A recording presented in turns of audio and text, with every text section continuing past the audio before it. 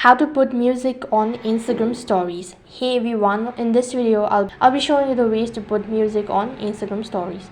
So in order to put music on Instagram story, first thing first, update your application and then log in into your account. So once you're logged into your Instagram account, it is going to direct you to the home page. Here, go ahead and tap on your story. So after that, select the particular story that you wish to add it. You can see right on top there is the smiley icon or the sticker icon. Just tap on it, and after that you can see music. So just go ahead and tap the music button, and you can just go ahead and select any of the music. You can also browse it, and you can also type in the name of the song and you can add it accordingly.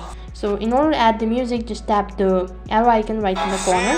Accordingly, you can also change the format, so you can just go ahead and select any of it, and that's basically how you can add music to your Instagram story. That is all for this video. I hope the video was helpful. Make sure to like, share and subscribe to our channel. Thank you for watching. See you in the next video.